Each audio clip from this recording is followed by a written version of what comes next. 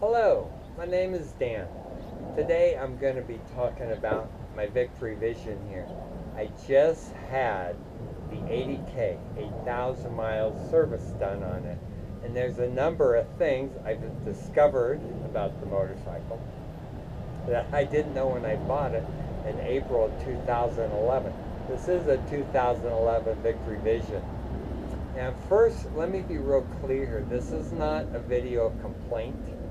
This is a great bike. I have no regrets whatsoever purchasing it, but there are some quirks and idiosyncrasies that if I'd have known enough when I bought it, I would have asked the salesman selling me the bike, and I'm sure they would have answered it, but I didn't know enough to ask the questions. So those are the things I'm going to talk about. For you folks who are thinking about or going to buy a victory vision, this video is for you. It'll arm you with some information. You can go into the shops and ask them about it if you like. First, however, let me say, I wish I was good at this enough to call myself an amateur, but I'm not even that good. I'm just some guy with a GoPro making a video for you too, and I'm hoping that the information will be helpful to folks, and I'm hoping in the way I present it will be somewhat entertaining anyway, although for the most part I'm this middle-aged, boring and stuffy guy. But here we go. I hope it's helpful for you. When I purchased the bike, I purchased a 3-year service contract with it, and it cost me $1,000 a year for 3 years. You get it up to 5 years, I got it for 3 years. And in order to have something like that pay off, you have to do a whole lot of riding, which is clearly me. My first year of owning this bike, I went something like 30,000 miles on it my first year. So I was in the shop having it serviced every 5,000 miles. And so there's the good news. If you do a lot of driving, that it will benefit you. Here's the quirks and idiosyncrasies. Where I got it was specific to the shop I purchased it from. So if I was out of the city, or if I was out of the state, and it was time for a service, the contract, the service agreement didn't cover me in other shops. It didn't cover me in other victory dealerships. It was just for the dealership I purchased the bike in. So when I'm back in town, I could get it serviced. But if I've been as far as Boston, as far as Anchorage, I could not use that service contract anyplace else but there. The second thing kind of troubled me a bit is I got 3 years service contract, and after about 6 months I was in there every 5K getting service. I'm getting to know the sales folks, the management, the service techs, and I'm becoming comfortable, and I'm trusting them that they're going to take care of me and service my bike properly.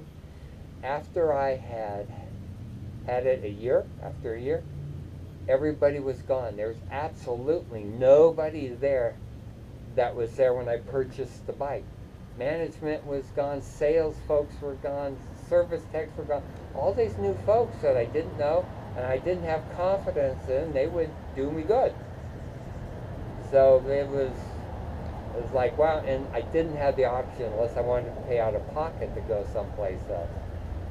Lastly, this is kind of a big thing. Fortunately, a big thing for other people with service contracts, not so much for me. As I said, I had 3 years. When I only had a month left to go on the service contract, the shop where I bought it, literally and concretely, on Friday, everybody's there, everything is there. Saturday goes, Monday goes, on Saturday goes, Sunday goes, and on Monday there was nothing there but dust on the countertop. They had closed the shop down, packed up bag and baggage, and were gone. Now the dealership where I purchased this from, they had 2 shops, one in Phoenix, one in Tucson, Arizona. I, of course, purchased my one in Phoenix, and I didn't pursue it because I only had a month. I said, forget it, it's only a month, no big deal. But say I had 3 months, 6 months, another year left to go. The latest I heard was, oh, you can go down to their shop in Tucson and they will honor the service contract there. Well, from my house to their shop in Tucson was 100 miles one way. I was not driving 200 miles round trip for a service. It just wasn't happening. But like I said, I only had a month left, so I let it go. I don't know how the other folks did it who had contracts with longer time left. Something to ask about, something to think about when you buy your bike. Now, a little bit more about me. I was about 10 years old, 1965, really dating myself here. And my family had a little Honda 50cc. The engine block you could cradle in the palm of your hand. The motorcycle itself, what today would be called a scooter. You pop up the seat, gas tank was underneath it, took like a half gallon or so, ran forever on that. And from that point on, I was hooked. In the early mid-1970s, I was in the Army, stationed in Germany.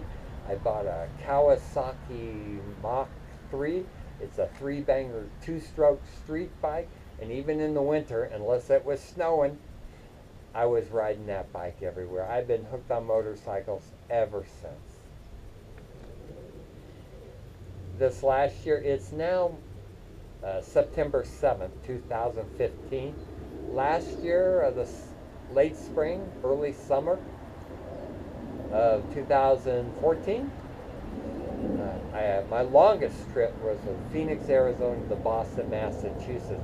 And I went via North Dakota to Michigan's peninsula there. There's a name for that, I'm blanking it. The Upper Peninsula of Michigan. And then I dropped down, made a quick couple-hour stop at Niagara Falls in western New York State, and then headed east to Boston. Great trip, great trip. In the Dakotas, there were blooming sunflowers in the crops there. And so these rolling hills of bright yellow, absolutely gorgeous. So that was my longest trip last year. My most exotic, loaded up the bike, Phoenix, Arizona, drove to Dawson Creek, British Columbia in Canada. That's, if you don't know, the start of what today is called the Alaska Highway. Back in the day, it was called the Alcan, the Alaska-Canadian Highway. Hopped on that, drove up to Alaska, drove up to Anchorage, all on this bike.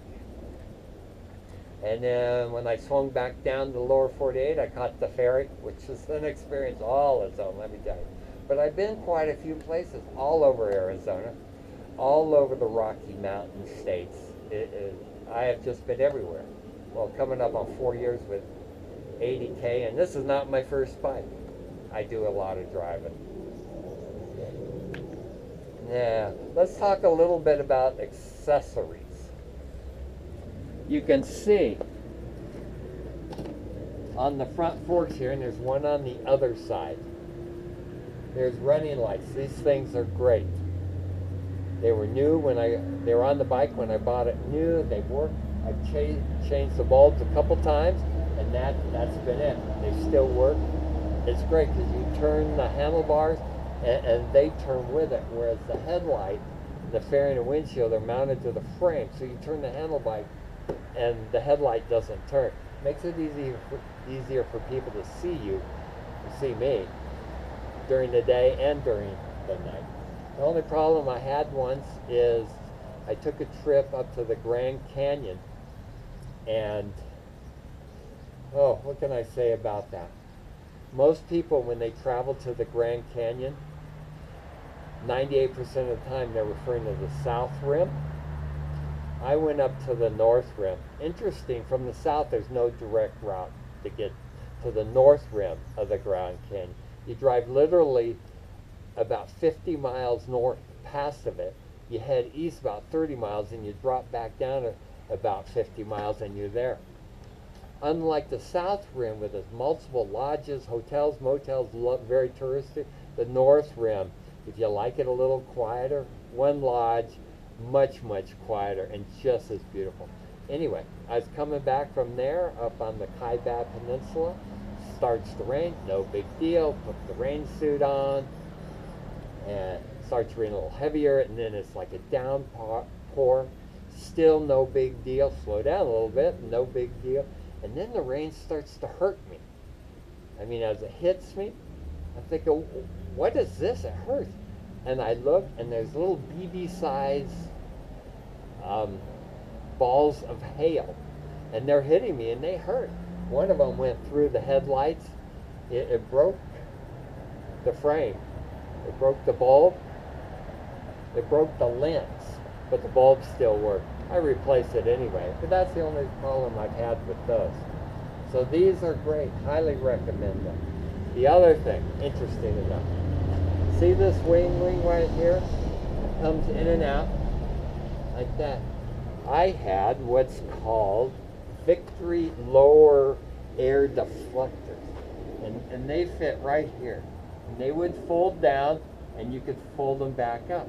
During the summertime, I'm not joking here, the temperature easily gets 110, 115, sometimes a lot harder than that. So in the summer, as I'm riding to get into the high country where it's cooler, but until then, you fold them down, and it directs the air on your engine, helps keep an air-cooled, oil-cooled engine cooling.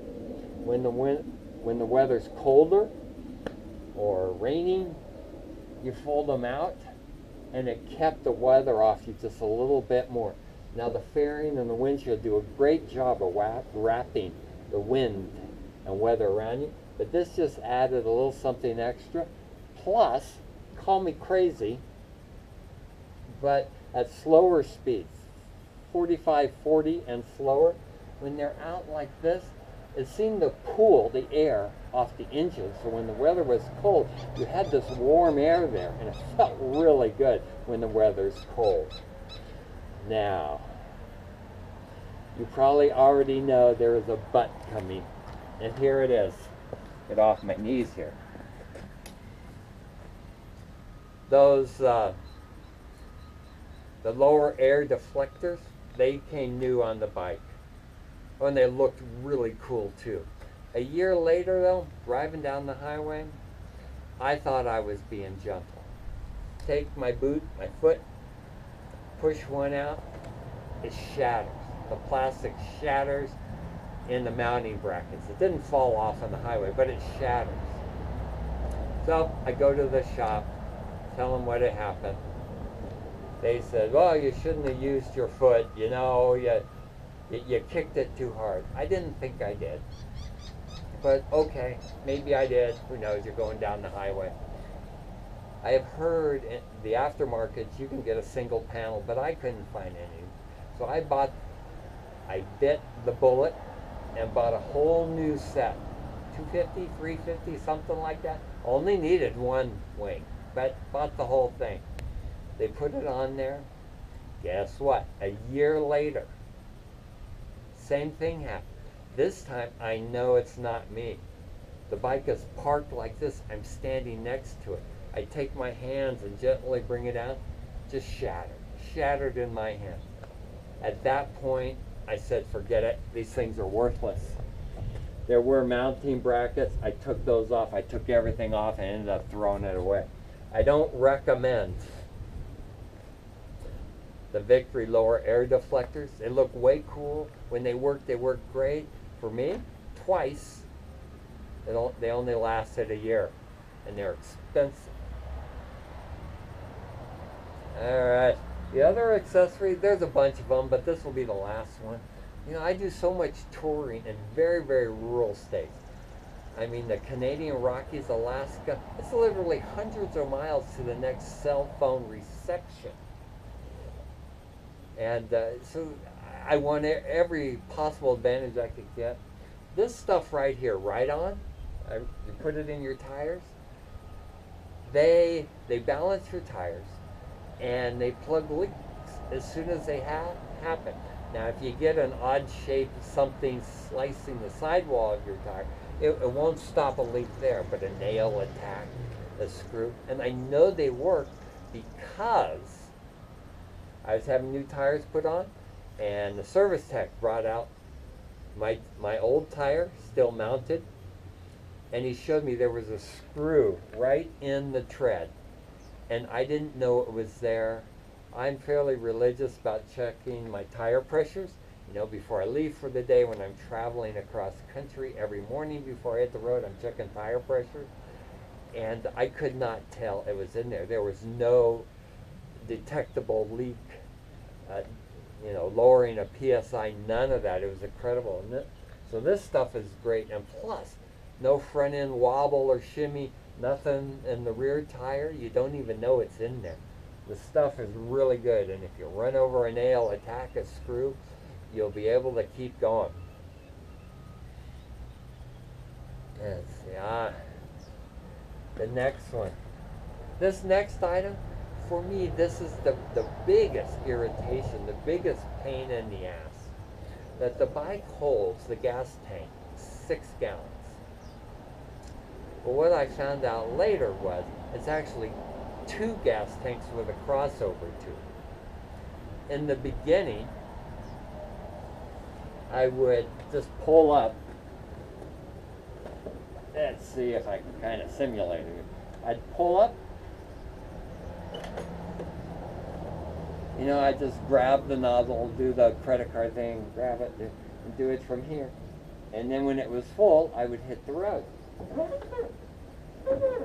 Unfortunately, this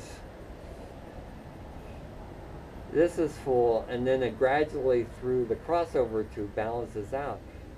So you put some gas in, fill it up, you wait for a bubble, the level drops, you put some more in, you wait for the bubble, the level drops, you put some more in, etc., etc. Typically, I'm at the station with the nozzle, and I gently rock the bike back and forth.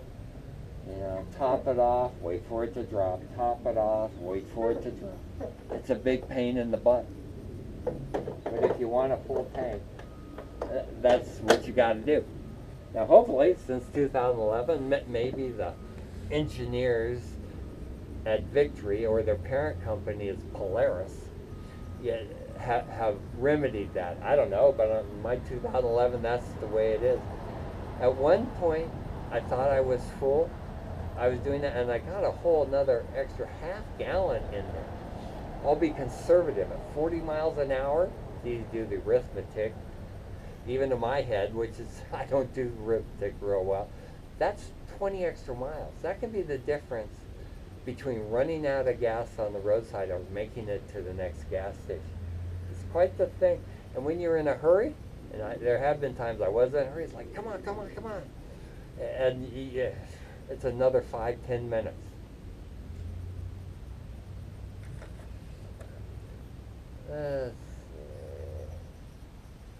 Break-in period. When I was negotiating with the sales rep, I asked him, how many miles per gallon does it get? He said 50 miles a gallon. Oh, wow, 6 gallons? That's a 300-mile cruising range. That's great. So I bought the bike. Within the first 10,000 miles, I wasn't getting anywhere close to that. I was getting 30 to 40 miles a gallon. It's like, wow, that guy doesn't know what he's talking about, when I'm thinking about it kindly. But what I found out is that it takes like 30,000, 35,000 miles for the engine to break in. And as that happens, your GPM, miles per gallon, your GPM gradually increases. And I actually have had many days of 300 miles on one tank of gas. Clearest example is I was at Canyon de Chelly, that's in Arizona, in northeastern part of the state. The city closest to that is Chinle. From Chinle to my house is about 310 miles. I made it the whole way on one tank of gas. So it is possible. Typically, however, on average, I get 250 miles cruising range on one tank of gas. but that can vary a lot. Of course, there's if you're ascending or descending, uphill, downhill, the weight, you're riding two up with stuff, or it's just me with no equipment.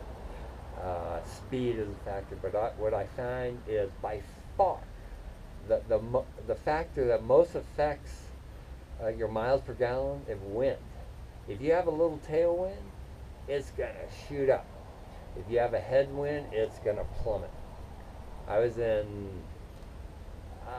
Kansas, and I was coming south through Oklahoma into Texas, fighting a headwind the whole way. I was lucky to get 200 miles on a tank of gas. It was drastically different. What else do I have here? Passenger running boards. This is working pretty well now. I often go riding with my fiance, so we're riding two up. Of course, she wants these down. There have been times it's up like that, and no matter how hard I hit it, it was stuck. It wouldn't come down. What I found out is there's a little ball bearing and pin in there that holds it, and sometimes it seizes. So in my traveling toolkit, I carry a little can of WD-40, and I squirt it in there, work it in, and then it works just fine. Clearly, another really small thing, but it's still a thing. Let's see, the windshield. I upgraded. I took the standard windshield off. I purchased a Victory Large, and that works really well for me.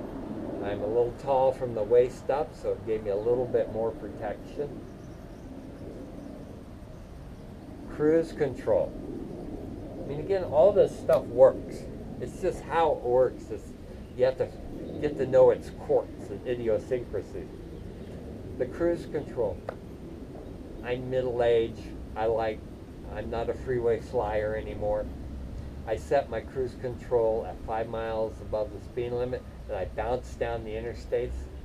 And the only people I pass are little old ladies driving 1935 Model Ts.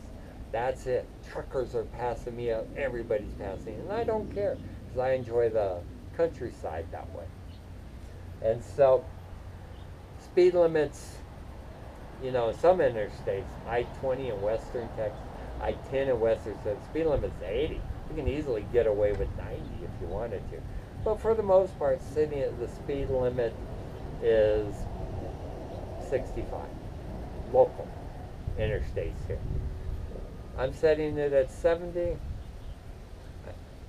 I pass car, pull in, set the cruise control at 70.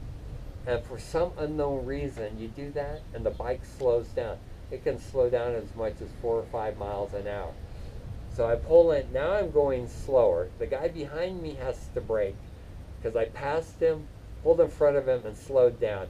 Yeah, you're already thinking it. This guy's pissed at me. I'm thinking, well, what'd I do? And I don't know why the cruise control does that. Again, I asked the folks at the shop, and they went, oh, it's just the way it is. So what I found is you set it and you hang on to the throttle because it'll slow down and gradually it'll speed back up, you know, what you set it at. And so I hang on to the throttle until it catches up, and now I'm cruising at 70 without angering the person behind me. Don't know why it does that. What I do know is that it doesn't.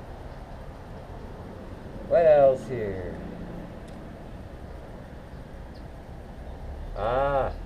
Saddlebag size.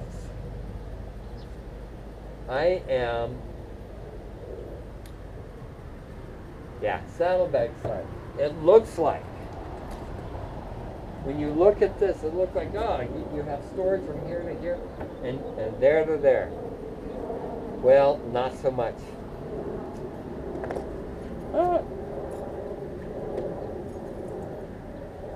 Let me show you. Now I'm going to take the camera off. You're going to get jostled a little bit, but hang in there with me.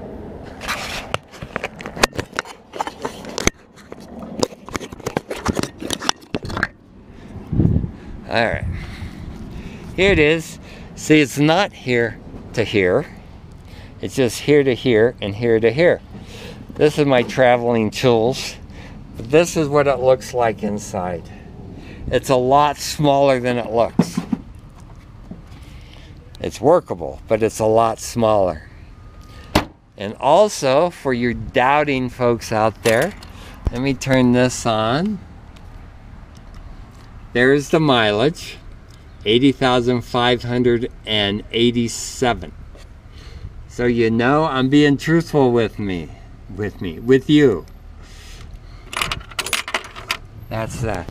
Then the last thing. And this is a mechanical something. I'm showing you the front forks here. Let's see if I can get my light on in case there's not enough. You can see the front forks right here.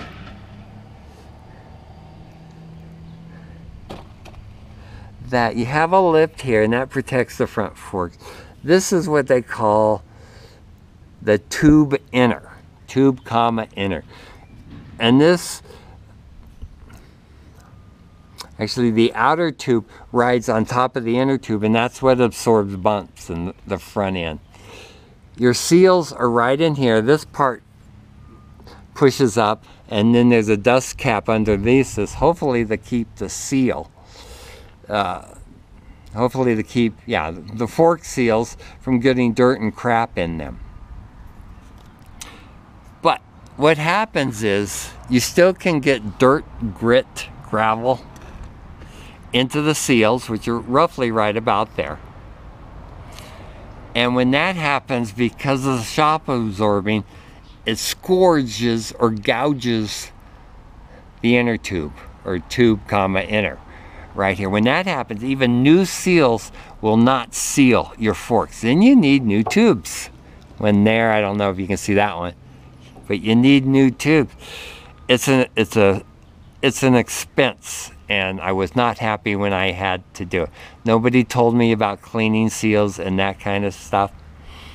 And the gouges, the scoring doesn't have to be very big, millimeters, if that much. But it has happened.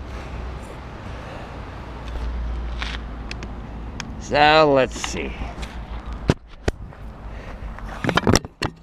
Put you back in the case here.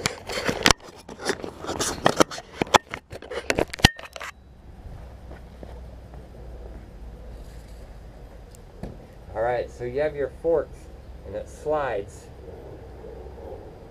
The inner tube slides right here. And the fork seals are what seals it. You get dirt, gravel, mud in there. My understanding, dirt bikers have this problem all the time because they're all about dirt and mud.